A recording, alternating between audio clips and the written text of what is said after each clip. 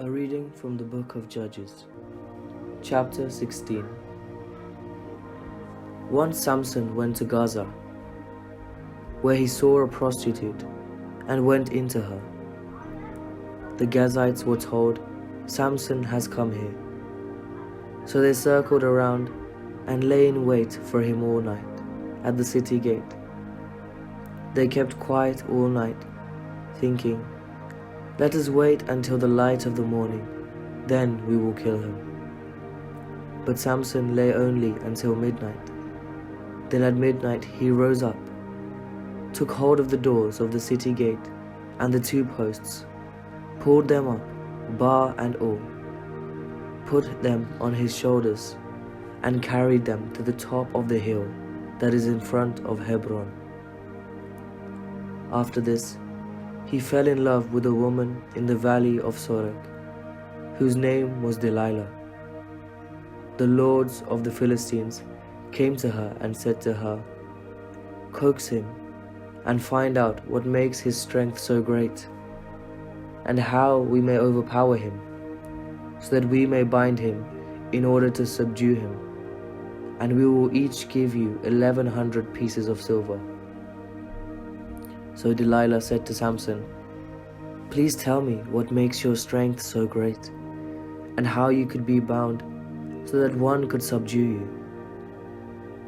Samson said to her, "If they bind me with 7 fresh bowstrings that are not dried out, then I shall become weak, and be like anyone else." Then the lords of the Philistines brought her 7 fresh bowstrings that had not dried out, and she bound him with them.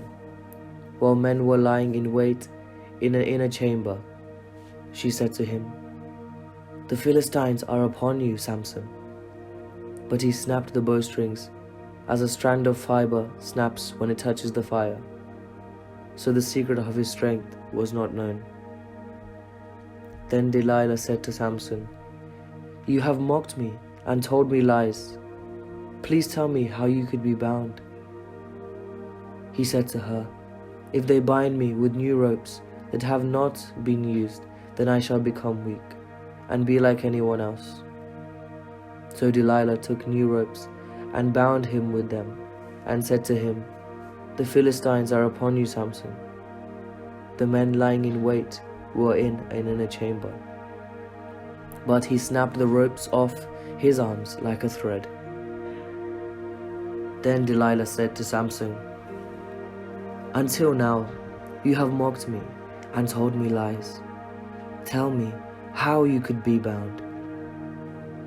He said to her, "If you weave the 7 locks of my head with the web and make it tight with the pin, then I shall become weak and be like anyone else."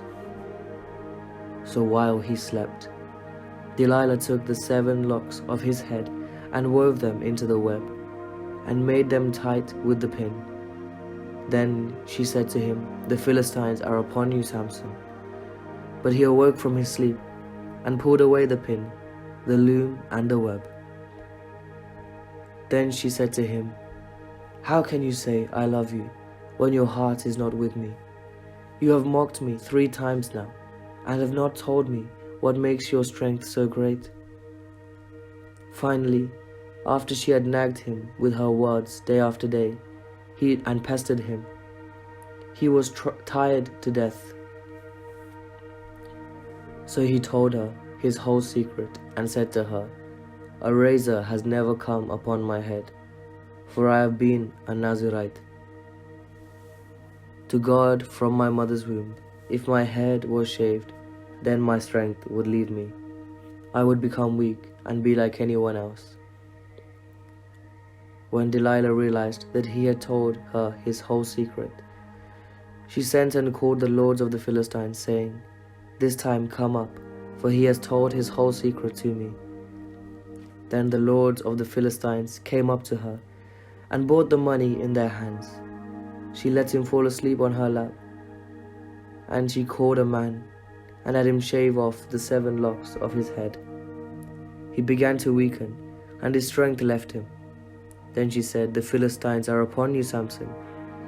When he awoke from his sleep, he thought, "I will go out as at other times, and shake myself free. But he did not know that the Lord had left him. So the Philistines seized him and gouged out his eyes. They brought him down to Gaza and bound him with bronze shackles, and he ground at the mill in the prison.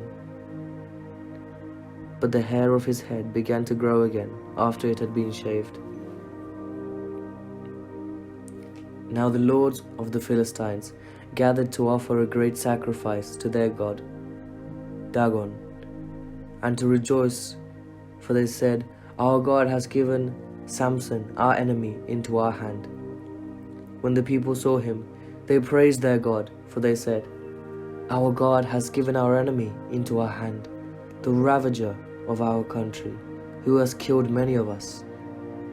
And when their hearts were merry, they said, "Call Samson, and let him entertain us."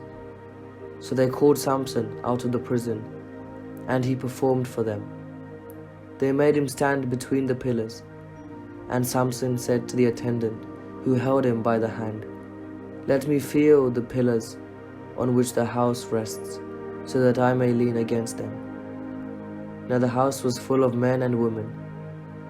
All the lords of the Philistines were there, and on the roof there were about 3,000 men and women who looked on while Samson performed.